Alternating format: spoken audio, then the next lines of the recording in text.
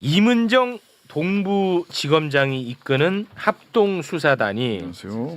마약 수사에 외압은 없었고 세관의 연루도 없었다는 중간 수사 결과를 발표했던 거 기억하시죠? 네.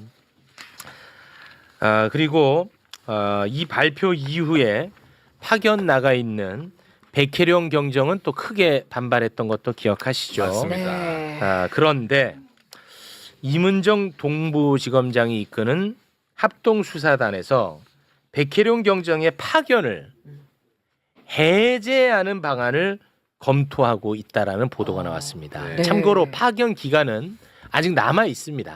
근데 그 예, 전에 그 전에 그냥 돌려보내겠다라는 네네. 이제 보도가 나왔거든요. 백혜령 경정의 파견을 해제하는 방안을 이제 검토한다고 하니까 백혜령 경정이 또 크게 반발하면서 페이스북에 글과 사진을 올렸습니다. 네. 네. 그 가운데 이제 몇 가지 사진만 좀 여러분과 함께 좀 볼까 하는데 백혜령 경정이 자기 자신을 편향적이다라고 비판한 목소리에 대해서 굉장히 속상했나 봐요. 그래서 그동안에 나왔던 수사의 내용들, 사진, 자료들을 올리면서 이래도 내가 편향적이냐 라는 것을 알리고 싶었던 것 같습니다. 네. 보면은 2023년 2월 27일 네. 몸에다가 마약을 덕지덕지 붙이고 공항에 들어온 마약 사범의 사진이 있는데요. 네. 사진을 좀 띄워주시겠습니까? 저러고 들어왔다는 게 말이 돼? 근데 나는 이걸 이럴 것 같으면 세관이 왜 필요한가 싶을 정도예요. 저렇게 덕지덕지 붙였는데 세관을 통과했다는 거 통과한 아니에요? 거야 저거를. 네. 와.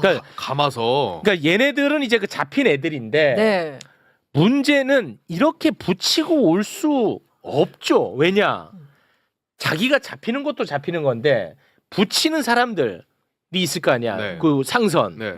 걔네들은 이게 돈이 얼마입니까? 그렇죠. 그쵸. 저 어마어마할 텐데. 다 날라가요. 그러네. 근데 이렇게 붙이고 가면 걸린다는 건 누구나 알 수 있잖아. 그러니까 뭔가 믿는 구석이 없고서야 이렇게 몸에다가 붙이고 들어왔겠냐는 거야. 네. 그리고 2023년 2월 27일 또 사진도 올려주시겠습니까? 야. 요 저렇게. 2월 5일이네요. 요게 2월 5일이고 그 날짜를 거꾸로 올려주셨는데 네, 요게 네. 2월 5일 사진 네. 이렇게 올렸고 신발 요게 2월 27일 사진 네. 이렇게 온 거야. 네. 그런데 네. 더 정말 충격적인 것은 마약 사범들의 출입국 현황을 작성해둔 자료를 올렸거든요. 네. 자료를 좀 올려주시겠습니까? 이거를 보면 막 복잡해 보이는데 네, 뭐 네. 다 따라올 필요는 없고요. 2023년 2월 5일에 2월 5일. 마약 사범이 잡힙니다. 네. 그런데 그럼 이 조직들은 비상이 걸릴 거 아니야. 그렇죠. 그런데 2월 6일 다음 날 바로 또 겁없이 김해공항으로 입국을 해. 그리고 같은 날 마약 사범들 그냥 다 그냥 숭숭 나갑니다. 아무 문제 없이 나가버려. 말이 안 되잖아. 네. 그리고 2월 27일 관할 올려주세요. 2월 27일 관할권도 없는 서울중앙지검에서 김해공항 입국장까지 갑니다. 그래서 3명을 검거해요. 그런데 같은 날 그러면 이때는 이제 비상이잖아. 네, 그렇죠. 걸렸으니까. 대한민국 전체가. 네, 네. 근데 같은 날 마약 사범 4명이 같은 공항을 통해서 숭숭 나갑니다. 또? 네. 말이 안 되잖아. 근데 이렇게 잡히면 김해공항 자체만 초비상이지. 해도 초비상이 돼야 되는 거 아, 아니죠? 근데 그냥 그런 애들이 나간 게 아니라 관리 대상으로 지정된 애들이 나간 거야. 심지어. 그러니까 더 말이 안 돼. 와. 이상하잖아. 이상하죠. 이거. 그러면 이거 네. 이상한 걸 최소한 설명해 달라는 거야 나는. 근데 2월 27일 날 그렇게 숭숭 나간 사람들이 7월에 또 들어오네요. 두 그러니까. 명은. 겁도 겁이 없잖아. 말이 안 되잖아. 아무튼 뭐 이런 것들을 이제 올렸는데요. 네. 관련한 이야기 우리 최혁진 의원님께 한번 들어볼까 합니다. 예, 이 사건은 일단 사건을 굉장히 이제 지금 합수단이 복잡하게 설명을 하고 백혜령 경정의 멘탈에 문제가 있는 것처럼 얘기하지만 단순하게 해놓고 들여다봐야 아주 명확하게 보입니다. 이 사건 이제 간단히 우화적으로 설명을 드리면 네. 멧돼지들이 모여가지고 마약을 밀수한 거예요. 그랬더니 멧돼지들을 모아서 합수단을 만들었어요. 그걸 조사하라고. 예? 그랬더니 이제 멧돼지가 멧돼지를 제대로 조사하겠냐? 대통령이 나셔가지고 호랑이를 투입해라 그래서 호랑이를 투입을 한 거예요. 네. 그랬더니 갑자기 멧돼지 합수단에서 호랑이를 우리에 가두더니 너는 멧돼지에서 식탐이 많기 때문에 이해 충돌이 발생할 수 있으니 너는 쥐나 잡아라. 그렇게 한 거예요. 그래서 호랑이가 나는 멧돼지를 잡고 싶어요 했더니 너는 멘탈에 문제가 있어 라고 얘기한 게 이 사건의 전모입니다. 그러면 제가 좀 전에 합수단 얘기를 특검 얘기를 왜 했냐면 네. 심우정의 지휘 체계에 있었다라고 하는 검사들이란 이유로 자기들이 특검이 혐의가 있는 자를 직접 수사하는 거를 말이 안 된다 해서 국수본으로 이첩했다라고 얘기했잖아요. 그죠? 네. 만약에 백혜룡 경정이 이해 충돌 문제가 있다라면 자기가 고발한 사람들을 직접 수사, 자기를 괴롭힌 사람들을 직접 수사하면 감정이 개입돼서 안 돼라는 걸로 배제시켰다라고 이야기를 하는 건데 네. 그러면 합수단에는 네. 마약을 통과시켜줬다는 의혹이 있는 사람들이 개입되는 걸 먼저 다 제끼든가 네. 합수단을 깨버리고 네. 전혀 개입되지 않은 사람들로 합수단을 구성을 하고 네. 백혜룡 너도 이해 충돌 여지가 있으니 뺄 거야 하면 그 말이 되지만 네네네. 왜 합수단은 그냥 둡니까? 예? 지금 백혜룡 경정이 계속해서 이 마약 사건을 무마한 은폐 의혹이 있는 검사들이 여기 개입됐다는 얘기를 했고 그렇습니다. 실제로 개입이 돼 있고 그 가장 큰 의혹을 받고 있는 심우정의 지휘 체계에서 이루어진 일인데 네. 심우정이 만든 합수단은 그대로 두면서 그건 맞죠. 나중에 대통령이 투입한 호랑이만 우리에 가둬놓은 꼴이 이 사건 의혹의 핵심이고 절대 이 의혹은 무너지지 않는. 서울 동부지검의 세관 마약 수사 외압 의혹 합동수사단이 백혜룡 경정의 파견을 해제하는 방안을 검토 중인 것으로 알려졌습니다. 임은정 동부지검장의 지휘를 받는 합수단은 대검찰청에 백경정 파견 해제를 요청하는 방안을 검토하고 있는 것으로 전해졌습니다. 백경정의 파견 기간은 당초 지난달 14일까지였지만 동부지검이 대검찰청에 파견 연장을 요청해 내년 1월 14일까지로 연장된 상태인데 그때까지 기다리지 않고 경찰로 돌려보내겠다는 겁니다. 합수단과 백경정은 세관 직원들에 대한 마약 의혹 및 수사 외압 의혹에 대한 무혐의 처분, 수사자료 공개와 영장 기각 등을 두고 공방을 벌여왔습니다. 동부지검 파견 조기 해제 검토 백혜룡, 임은정 지검장 폭주, 자기 부정, 백혜룡의 압수수색 영장이 거부되는 등 세관 마약 외압 사건이 계속 시끄러워지고 있습니다.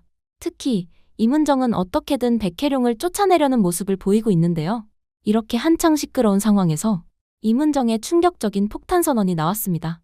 임은정 동부지검장, 검찰청 폐지되면 중수청 수사관으로 일할 것, 초대청장이 아닌 수사관으로 일하고 싶다며 추가적인 의견을 밝혔는데요. 그리고 이 발언이 나오자마자 여론의 반응은 싸늘하게 식어버렸습니다. 임은정이 수사는 아닌 것 같다. 실제로 임은정이 합수단에서 끌려다니는 무능한 정황이 드러났기에 이는 어느 정도 공감이 가는 상황입니다. 먼저 임은정의 백혜룡 파견 조기 해제부터 살펴보겠습니다. 세관 마약 수사 외압 의혹을 수사하고 있는 서울 동부지검 합수단에서 백혜룡 경정의 파견을 해제하려고 검토 중이라는 사실이 밝혀졌습니다. 분명 백혜룡의 파견 기간은 내년 1월 14일까지임에도 조기 해제를 고려한다는 것입니다. 앞서 합수단이 세관 직원들의 마약 밀수 개입 의혹에 대해 무혐의 처분을 내리자 백혜룡은 검경의 수사 자료 일부를 자체적으로 공개하며 공방을 벌여왔는데요. 그렇기에 검찰 측에서는 백혜룡을 공보 규칙 위반이라며 반발하더니 이제 파견 해제까지 고려하는 것입니다. 이에 대해 백혜룡은 대검과 동부지검이 제 입을 틀어막고 손발을 묶어두기 위한 작업을 꽤 오래전부터 해왔다 라며 임은정과의 대화 내용을 공개했는데요. 외압 수사는 고발인인 중요 참고인 백경정님은 수사 주체가 될 수 없다. 즉 임은정은 기존 입장에서 전혀 바뀌지 않았다는 것입니다. 이러한 상황에서 임은정은 충격적인 폭탄 선언을 터뜨렸습니다. 임은정 동부지검장, 검찰청 폐지되면 중수청 수사관으로 일할 것. 세관 마약 수사 외압 사건 관련 문제가 심각한 상황에서 중수청에 자진해서 지망한 것은 잘한 일이긴 합니다. 하지만 이에 대한 대중의 반응은 싸늘했습니다. 그 자리도 과분하다. 임은정은 거기까지다. 참 뻔뻔한 인간이었네. 무능을 입증한 인간을 뭘 믿고? 실제로 백혜룡의 압수수색 영장 거부에서 임은정의 무능한 정황이 나타났는데요. 백혜룡의 압수수색 영장은 결국 합수단에서 검토를 한 후 진행되는 구조입니다. 그리고 임은정이 이를 통과시키는 순간 합수부의 구성원들이 수사의 대상이 되는 것입니다. 그러면 지금까지 진행한 수사 기록을 백혜룡에게 줘야 하고 지금 검찰의 시스템이 무너지게 됩니다. 그렇기에 이문정은 합수단에게 끌려다닐 수밖에 없는 상황, 즉 무능하다는 것입니다. 이러한 상황에서 이문정의 발언을 보겠습니다. 저는 순환보직제 도입에 찬성하는 입장이고 중수청이 중요 수사기관으로 자리매김하려면 초대 청장과 초대 일선 기관장은 안팎으로 신망 높고 실력 있는 분들로 임명돼야 한다는 생각, 중수청장 자리는 생각도 없고 수사관으로 일하겠다는 것입니다. 하지만 이에 대해서도 여론은 좋지 않았습니다. 맡겨진 일도 못하면서 중수청 기웃거려 말만 앞서고 능력은 없는 것 같다. 마약 수사하는 거 보니 수사는 능력이 아닌 것 같다. 구청에서 법률 상담하고 언론 플레이하는 게 적성이다. 우리 국민들이 기대했던 것은 원칙 있는 수사 책임자였습니다. 하지만 이문정이 현실에서 보여준 모습은 책임은 흐릿하고 메시지만 남는 구조였습니다. 즉, 세관 마약 수사 외압 사건의 무혐의가 나온 후 소란 속에서도 오히려 백혜룡을 쫓아내려는 모습까지 드러나자 이문정은 수사를 상징하는 인물이 아니라 말을 상징하는 인물이 되어버린 것입니다. 심지어 중수청은 검찰의 해체 이후 수사의 마지막 보루가 될 조직입니다. 그렇기에 중수청에는 실적과 현장 장악력 같은 능력이 필요합니다. 하지만 지금까지 이문정에게 붙는 이미지는 무엇입니까? 언론 플레이를 일삼는 무능한 검사. 이런 사람이 수사의 최전선인 중수청의 수사관을 맡겠다. 어불성설이지 않습니까? 그리고 이 상황을 그냥 넘기면 안 됩니다.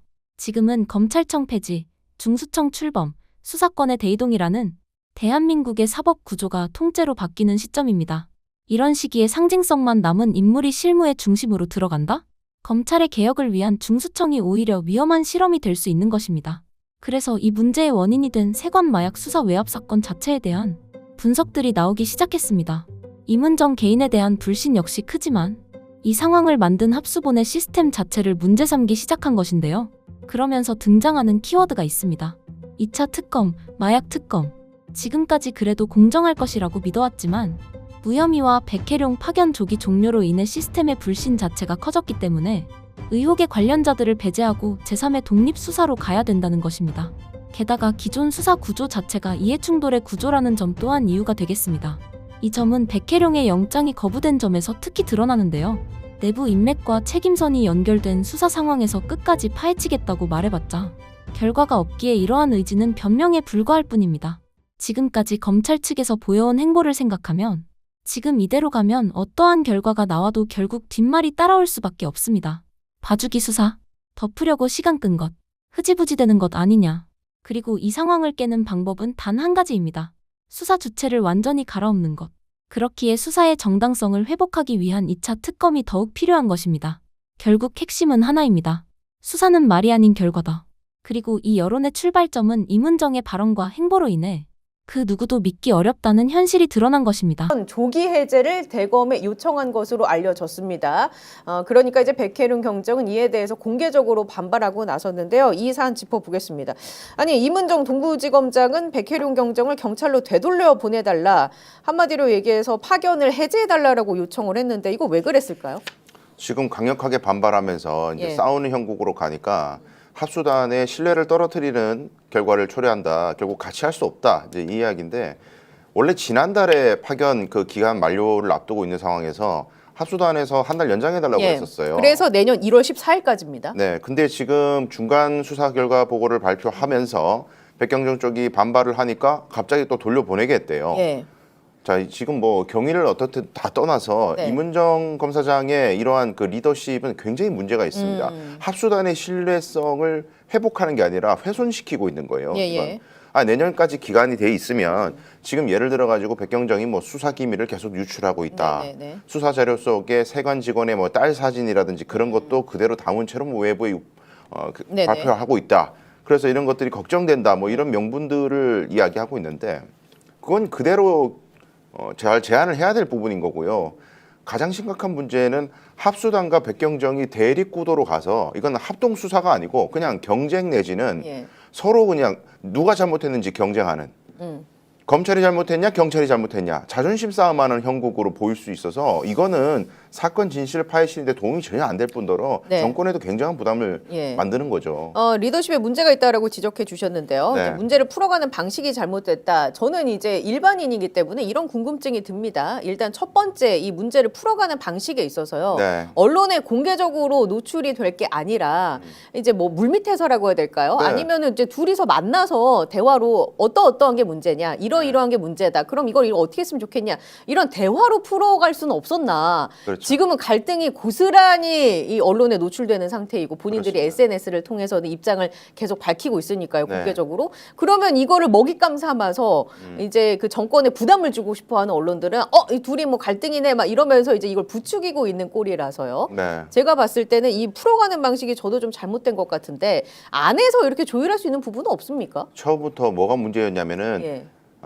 전 검찰총장 심우정 전 검찰총장이 구성했던 합수단을 거의 그대로 이어받았고 예. 구성을 바꾸지 않은 상황에서 백경정 보고 들어오라 이렇게 된 건데 생각해 보면 검찰과 경찰을 이렇게 한 통에 예. 몰아놓고 잘 협조해봐. 네. 이거는 처음부터 거의 불가능한 일이에요. 화학적으로 결합이 안 되는 조직인가요? 네, 이게 왜 그러냐면은 네. 처음부터 수사를 같이 기획해서 만들어갔다면 모를까 경찰이 한동안 수사를 하다가 홀드가 되고 합수단이 만들어지고 네. 백경정이 막 스스로 막 억울하니까 고발을 또 하고 본인이 그 합수단이 만들어진 시기는 네. 이제 심우정 검찰총장 시절 노만석이 관여했던 그 합수단이 그렇죠, 아니겠습니까? 그렇죠. 예. 그러니까 이렇게 돼 버리면은 섞이게 되는 거죠 모든 게. 그리고 검찰의 지금 현재 관심사를 우리가 잘 봐야 돼요. 어떤 겁니까? 검찰의 관심사는 뭐냐면 내년에 이제 없어지는 거? 없어지죠. 예. 없어지는데 보안 수사권을 달라고 그러잖아요.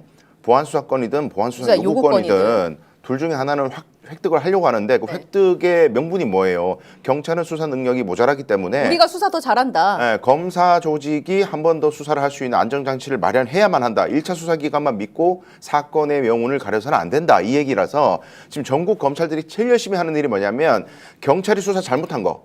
경찰이 수사를 잘못해서 검사가 바로 잡았다. 예. 이 사례들을 집중적으로 모으고 있습니다. 지금 이 백현웅 경정 이 사건도 건 말고도 전국적으로요. 그거는 감지를 하고 있습니까? 그렇죠. 일선 법조인들은 다 그렇게 느끼고 있단 예. 말이에요. 그런 사례들이 누적이 돼. 봐봐, 우리 검사들이 경찰이 잘못하는 거 다 바로잡지 않느냐고. 이거 바로잡지 않았으면 억울한 사람들 얼마나 많이 나왔겠냐. 이 빌드업을 하고 있단 말입니다. 열심히. 그럼 백경정의 이 사건 관련해서도 지금 그 합수단의 발표 보고서를 보면은요, 마치 숙제 검사하는 사람 같아요. 기존 경찰 조사가 이렇게 돼서 잘못되었다. 예. 예를 들면 그 말레이시아에서 온 사람들이 세관 직원을 4명을 지목했다 그래요. 예. 사진을 보여주니까 여러 수십 장의 사진을 보여줬는데 그중에 이 사람이에요 막 지적을 했대 그 사람들이. 근데 그 사람 중에 한 명은 이 말레이시아 사람들이 들어올 당시에 연차였대요. 예. 그리고 집에서 자고 있었대. 네네. 스마트워치를 검색해 보니까. 그러면 그게 왜 네. 그날 연차를 냈는지, 네. 그 연차 낸 그날 뭘 했는지 이런 걸 좀 추가적으로 들여다봐야 하는 거 아닙니까? 근데 물론 그런데 검찰 네. 입장에서는 스마트워치를 봤더니 집에 있었고 이제 신호가 있잖아요. 그 위치 신호가 네네. 있잖아요. 그리고 자고 있었던 생체 시계가 다 되잖아요. 수면 중이었다는 예. 거예요. 자, 그런데 그런 그럴까 말레이시아 사람들이 진술하는 것을 기반으로 해서 경찰은 가설을 세웠어요. 이 세관 직원 4명이 이 사람들을 프리패스해줘가지고 마약을 들였다라고 가설을 세웠단 예. 말이에요. 범죄 수사라는 것은 누가 범죄를 저질렀는지까지 특정하는 거예요. 세관이 봐줬다. 이건 추상적인 평론인 거고 예. 재판에 세우려면 누가 어떤 방법으로 프리패스를 시켜줬는지가 증명이 돼야 되는데 예. 그 부분은 경찰은 가설을 세울 수밖에 없는 거예요. 예. 말레이시아 애들 그렇게 얘기하니까. 근데 그 가설이 틀렸다고 해서 세관 직원이 아예 관여 안 했는 게 팩트가 되는 게 아니거든요. 그렇죠. 그네들 진술은 오락가락 할 수 있어요. 예. 우리 법조인들 중에 유명한 격언이 뭐냐면 뽕쟁이는 입만 열면 구라다. 원래 그런 거예요. 검증의 대상이 되는데 예. 그 사람들 말에 일부 모순이 있고 약간 문제점이 있다고 해서 출입구가 몇 번 5번이냐 네. 6번이냐 7번이냐 8번이냐 그냥 여기 했다고 해. 그런 현장이 발견이 됐잖아요. 오류가 있을 수 있습니다. 그런데 그런 사소한 어떤 걔네들의 진술에 오류가 있다고 해서 본질 어떻게 이 많은 양의 마약이 들어왔느냐에 대한 본질적 수사 없이 예. 이 가정과 진술, 가설, 경찰의 가설이 틀렸기 때문에 이건 실체가 없는 거다. 어. 이렇게 치부해 버리는 건 문제라는 거예요. 맞습니다. 숙제하듯이 한다. 예. 숙제 검사하듯이 한다니까요. 지금 얘기해 주신 것처럼 합수단이 9일에 그 중간 수사 결과를 발표했는데요. 네. 그 발표하면서 내용이 이런 겁니다. 이제 합수단의 내용입니다. 밀수범들의 핵심 진술이 계속 변경되고 밀수범 전원이 세관 직원의 도움을 받은 사실이 없다고 실토한 점에 비추어서 세관 직원이 밀수를 도왔다는 진술을 믿기 어렵다. 그리고 경찰청, 관세청 지휘부가 마약 밀수 사건에 수사 외압을 행사했다는 의혹에 대해서도 혐의 없음으로 처분했다. 그러니까 지금 얘기해 주신 부분이 이런 거잖아요. 그렇죠. 그들의 말, 가설이 그러니까 기각됐다고 해서 이걸 전부 사실이 아니다라고 규정할 것이 아니라 네. 중요한 본질은 우리나라에 마약이 들어왔다는 것이고 그럼 그게 어떻게 들어왔느냐를 그러니까요. 밝혀야 되는 게 지금 합수단의 임무이자 검찰의 임무이다. 그렇습니다. 그래서 말레이시아 사람들이 그 사진을 예. 보고 4명을 지목했는데 이건 신빙성이 떨어질 수도 예. 있어요. 왜냐하면 외국인들이 국내에 와가지고 한국 사람 사진 수십 장 예. 내세우면서 당신하고 도움 준 사람 누군지 사진으로 찍어 이러면 오류 가능성 당연히 있죠. 네. 우리가 말레이시아 공항 가가지고 말레이시아 사람들 수십 명 보여주면서 이 사람 중에 누구냐 한 번 맞는 사람 찍어라. 예. 그럼 쉽지 않죠. 잘못 찍을 수도 있는 네. 거예요. 근데 그걸 근거로 해가지고 이 네 사람을 조사해 봤더니 CCTV를 아무리 들여다봐도 에스코트한 동선이 없다. 예. 찍혔을 거 아니에요, 그 사람들이. 뭐 아까 말씀드린 대로 뭐 스마트폰 워치 봤더니 자고 있더라. 그러니까 그건 다 틀려 먹었어. 그렇게 갈 게 아니라는 거죠. 그 사람들에 대한 혐의는 무혐의 처분할 수 있어요. 예. 그 사진 4명 찍은 사람들은 무혐의 처분할 수 있지만 그걸로 수사를 종결할 게 아니고 다른 가능성이 있는지를 파야 된다는 거죠. 예. 근데 지금 그걸 안 파고 그걸 있다. 안 하고 말레이시아 사람들이 진술한 거는 틀렸기 때문에 이 사건은 실체 없음. 예. 이거는 섣부른 결론이라는 거예요. 그게 문제란 거죠. 예. 그게 수사의 한 축으로 보면은 본질에 네. 접근하지 않는 네. 지금 태도를 문제 삼을 수 있을 것 같고요. 그렇죠. 그렇기에 이제 선택의 시간입니다. 말의 개혁이냐, 결과의 개혁이냐. 이번 계기가 저희들한테도 이게 어떤 경미한 범죄에 대해서 어떻게 하는지를 좀 돌아보는 계기가 됐던 것 같습니다. 지금 말씀하신 부분에 대해서 왜라고 했을 때 답변을 할 수 있는 부분은 굳이 따지자면 그 사건에서 이제 피해자에 해당되는 회사가 있지 않습니까? 회사에서 굉장히 이제 강한 처벌 희망의 의사를 표시를 했었고 그 부분이 이제 뭐 화해나 이런 것들 없이 끝까지 가다 보니까 네. 기소가 이루어졌는데 이 결국 지금 아시다시피 이제 상고 포기하면서 사건은 종료가 됐습니다. 근데 그 과정에서 보면 결국 국민의 눈높이에 맞는 정도의 공소권을 행사하는 그 부분에 대한 고민이 이번 기회를 통해 가지고 좀 됐던 것 같고 저희들도 관련돼 가지고 앞으로 경미한 범죄에 대해서 어떻게 할지 이 부분에 대한 지침을 좀 마련하는 중입니다. 네. 원래 경미한 이거 초범이 아니고 재범이거나 뭐 그랬어요? 예, 그랬던 전과가 것으로 있었습니다. 네. 전과가 예, 있었던 절도 것으로 알고 전과가 있습니다. 예, 예. 절도 그랬던 전과가 걸로 있었나요? 기억하고 있습니다. 예. 그런 어려움도 있었겠네요. 예. 기소 유예하기가 조금 어려운. 어쨌든 법률 제도상으로도 이런 경미한 범죄에 대해서는 다른 나라들은 이런 경우에 어떻게 해야 된다는 규정이 있는 경우도 꽤 있다고 하더라고요. 근데 지금은 죄가 되면 액수가 적어 20원 피해를 입었더라도 10원짜리 피해라도 이론적으로는 어쨌든 처분을 해야 되는 상황이 발생하잖아요. 기소유예를 하든지 기소하든지. 예, 그렇습니다. 예. 죄가 되면. 근데 10원짜리 길에 떨어진 5핀 주스 갖다 그 점유이탈물 횡령이잖아요, 그죠? 신고 안 하고. 예를 들면 그런 경우도 굳이 기소해야 되나 그런 거를. 아예 제도적으로 경미한 처벌 가치가 없는 거는 안 하는 그런 제도를 만들어야 되지 않을까? 예, 다른 나라는 그런 게 있다고 하던데. 저희들은 검토해 보겠습니다. 네. 네. 그게 너무 일선 검사들 입장에서는 이거 죄가 되는데 기소유예하려니까 전에 뭘 한 기록도 있고 하면 혹시 문책당할까 싶어서 그냥 에이 기소해버리고 이럴 수도 있죠. 근데 예. 그 길을 하나 만들어 주기는 해야 되지 않을까 싶습니다. 예, 그렇습니다. 국민들이 보기엔 이런 걸 기소하게 되면 이게 그냥 공소권의 남용 또는 오용으로 느끼기 좋은 반대쪽으로. 조건입니다. 예, 예. 하여튼 그것도 고민은 좀 해야 될 것 같습니다. 예. 그 다음에 17페이지에 이런 거 있네요. 피해자 열람 등사권을 확대하자. 그 검찰은 기소를 할 때 수사 기록, 증거 기록을 다 파일로 만들잖아요. 그 변호사들한테 파일로 그냥 주면 안 됩니까? 꼭 한 장에 50원씩 받고 수백만 원씩 들여서 꼭 복사시켜야 되나? 일단 뭐 열람 등사 관련된 부분에서는 지금 대통령 말씀하신 부분이 마침 12월 15일부터 해가지고 형사기록 전자화가 전면 시행이 되었습니다. 그래서 향후에는 이제 기록에 관한 그 관점 자체가 지금 말씀하신 것처럼 PDF 파일 형태로 전환이 됐기 때문에 그 부분에는 이제 제도적으로는 좀 해소되는 국면에 있다고 볼 수 있을 것 같고요. 어쨌거나 그동안에는 종이 기록의 원본성이 있었기 때문에 그 부분은 뭐 불가피하게 이제는 해결된 거예요? 근데 다만 이제 그 기존 사건 새로 이제 그 시점부터 입건되는 사건부터 적용되니까 과거의 것들이 아직 남아는 있을 텐데요. 어쨌든 그런 측면에서는 좀 전환이 있을 수 있을 것 같습니다. 하여튼 국가적 낭비이기도 하고 불필요하게 고통을 가하는 것 같아서 이미 다 가지고 있는 거 그냥 파일 복사해 주면 되지 그거를 한 장씩 가서 일당 주면서 그런 걸 복사하라고 시키는 게 너무 가혹한 것 같아서요. 한번 검토 한번 해보십시오. 예, 지금도 일선에서는 다 그러고 있던데. 예. 네. 익명화가 만약에 문제가 되면 그에 대해서는 뭐 변호인들이 책임을 지면 되는 거죠. 예, 익명화는 다행히 또 전산적으로 그 시스템들을 좀 갖추고 있습니다. 예. 19페이지에 상소제도 개선 추진 이런 것도 있네요. 예, 지금 TF 구성해서 좀 이제 논의하고 있습니다. 네.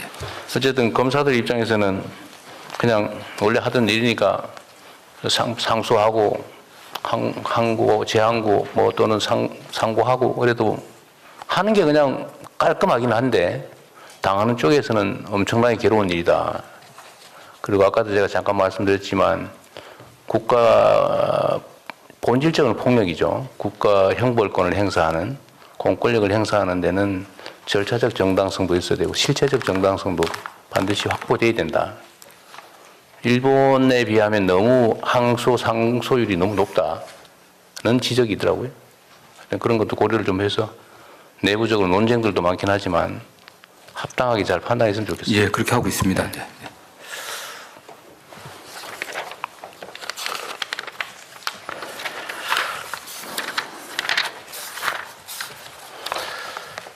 네, 뭐 이 정도 됐고 법률구조공단은 지금 정원이 905명인데 변호사도 145명을 고용하고 있어요? 변호는 지금 112명으로 되어 있습니다. 112명. 예. 변호사들이 직접 소송 수행을 하거나 변론을 합니까? 예, 다 하고 있습니다. 형사, 민사, 구조 형사는 형사는 피해자 국선은 좀 많지는 안 하고 않습니다. 예. 민사, 예. 법률 구조 활동을 하는 건가요? 그 각 지역의 법률 구조공단에 이제 상담을 오거나 수요가 꽤 있는데 이걸 상당 정도는 커버하지 못한다는 얘기도 있던데요. 실제 어떻습니까? 네, 죄송스럽습니다. 저희가 상담 그 몇 년간 인원이 부족을 해서 저희가 상담이 지금 100만 건 정도 하고 있는데 다 못하고 있습니다. 인입률이라고 전화 다 받는 게 한 50% 정도 수준이라서 상담을 어떻게든 더 하려고 지금 직원들 좀 조정도 좀 하고 그렇습니다. 상담도 상담인데 실제로 예를 들면 경제적 여력이 없어서 변호사 선임이 어려운 경우에 법률 구조공단이 대신해 주는 경우도 있잖아요. 네. 근데 그걸 해줄 수 있는 변호사 인력이 지금 112명밖에 없다고 말인가요? 112명 하고요. 공익법무관이 32명이 있습니다. 좀 인력적으로는 좀 많이 부족한 상태입니다. 법률 구조공단은 직접 예를 들어 소송 대리하는 거 말고 그 위임도 합니까? 위임하고 지원하는 것도 해요. 구조 사업으로 상담하는 거 하고. 네. 소송 그다음에 우리 직접 대행해 주는 거 하고. 네. 그게 다 합니까? 그다음에 법률 교육하는 거 하고요. 교육하는 거 하고. 예. 무슨 지원 활동 지원은 안 하고. 지원이라 하면 구조 지원, 소송 구조 지원. 구조 지원은 상담을 하면서 지금 말씀하시는 상담해 주는 거 예. 여기 있는 인력으로 예. 위임 받아서 대행해 주는 거 네. 말고 교육하는 거 이거 말고 추가로 예를 들면 변호사 선임비를 지원해 준다든지 이런 거 하느냐고 말이에요. 아, 비용적 지원은 안 해주고요. 채무자 대리는 저희들이 해주고는 있습니다. 그 정도. 예. 예산 규모는 얼마예요? 지금 현재 1,200억 정도. 1,200억이네. 예. 그리고 다른 기관에 지금 이게 업무 보고 받다가 발견한 건데 마약범에 대한 마약 사범 재소자, 네네. 그러니까 이 뭐 거래 공급자들 말고 이 투약자, 네네. 투약자들에 대한 재활 치료는 실제로는 거의 안 되고 있다고 하는 것 같아요. 좀 지금 어떻습니까? 중독자에 대해서 치료 지금 그 비율이 좀 적은 편입니다. 일단 뭐 검찰 단계에서 조건부 기소유예가 가능하고 이제 법원 단계에서 뭐 이제 어떤 그게 이제 수강 명령이라든가 보호 관찰, 이수 명령 같은 걸 내리고 그에 따라서 교정 단계에 들어가야 되는데 마약 사범 관련해서는 주로 이제 이수 명령을 같이 이제 병행 그 실형에서 병행을 하게 되는데 이수 명령이요? 교육 이수? 예. 그렇습니다. 그래서 뭐 기본 단계, 뭐 집중 단계, 심화 단계로 해갖고 40시간, 80시간, 160시간씩 교육을 시킵니다. 그런데 문제는 전문가가 부족합니다. 전문가가 좀 부족해갖고요. 교정 직원들이 이 관련 지금 자격증을 많이 따고 있는데 상당히 부족한 상황입니다. 집중 치료 기관이 좀 2개 교도소가 있는데 지금 4개 교도소로 확정할 예정입니다. 마약 사범 수감자는 대체적으로 숫자가 얼마나 돼요? 지금 마약 사범들이 올해 오늘 아침 기준으로 지금 7,400명 정도 됩니다. 전체 재소자가 얼마예요? 전체 재소사 지금 기견 이걸 합쳐서 6만 5천 명 조금 넘습니다. 10%가 넘는다는 거예요? 예, 마약 그렇습니다. 사범. 네. 근데 이게 이제 마약 공급책이나 이런 쪽이야 몰라도 마약 투약 사범은 치료를 본인도 실제로는 원할 테고 네, 그렇습니다. 치료하면 효과도 좀 있을 텐데 국가에서는 기소유예 제가 저번에 마약퇴치운동본부 뭐 그쪽 보니까 내가 볼 때 엄청 부실해 보이던데 체계적으로 마약 사범에 대한 대응 교육 또는 재활 체제가 있어요?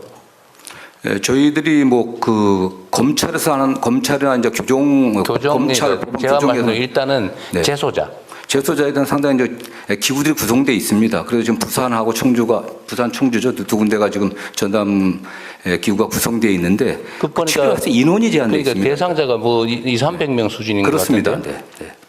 7,000명이 들어있고 그중에 물론 공급책 이런 거 빼더라도 네. 단순 소지 투약자들 주로 투약자들 숫자는 얼마쯤 될까요? 그거 제가 정확하게 지금 뭐 누구 저기 아시는 분 없어요? 예, 법무부 교정본부장 이용렬입니다. 말씀드리겠습니다. 네. 전체 지금 마약 수용자는 약 7,400명입니다. 네. 그중에 한 4,800명 정도 전체 4,800명 중에서 약 65%가 투약자고 42%가 투약자고 58%가 비투약자입니다. 한 4,000명 정도, 4,000여 명 정도가 투약자들이다. 거기는 재활 치료가 필요하겠죠, 기본적으로. 반드시 필요합니다. 예. 근데 아까 보면 저기 뭐 2개 교도소에서 한 200명, 200 몇십 명이 된가 뭐 그런 것 같은데 자료상으로는. 네. 그거 좀 늘리겠다고 하는 거 봐요. 2배 늘려봐야 500명도 안 되는데 네. 나머지는 어떻게 합니까? 그냥 가둬놨다가 내보내요? 그렇지 않습니다. 지금 이제 현재는 투약자에 대해서 지금 마약류 관리법이 교육을 의무화시키고 있는데요. 비투약자가 제일 문제입니다. 그런데 관련 그 비투약자에 대해서도 입법을 해서 교육을 의무화하도록 지금 국회에 지금 계류 중에 있습니다. 비투약자는 뭐 단순 소지자 아니면 뭐 판매자, 공급, 소지 그런 거예요? 예, 그렇습니다. 그러면 그 투약자, 중독자죠. 투약자에 대해서는 충분한 재활 교육이 되고 있다고 그렇게 말씀하시는 거예요? 아직은 좀 부족합니다. 저희가 그래서 내년 1월 1일부터 전담 부서를 지금 4개 교도소에 만들었습니다. 그래서 4개를 만들어봐야 500명 미만인데 그렇습니다. 보니까. 현저하게 부족한 상황입니다. 그러니까 아니 말인데 제가 하는 얘기 잘 들어보세요.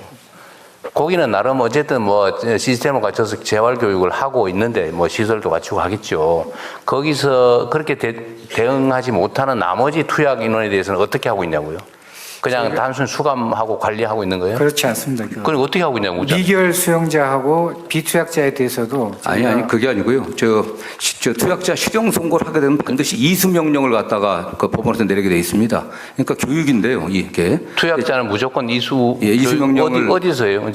제 수감 중에 한다는 겁니까? 그렇습니다. 그래서 그 이수 명령은 이제 40시간, 80시간, 160시간 이렇게 단계별로 나눠서 교육을 시킵니다. 다만 문제는 전문가들에 대한 치료적인 사실은 치료가 필요한 치료는 안 하고 교육만 네. 일정 시간 네. 하고 치료 활동은 실제로는 못 하고 있는 상황이다. 네.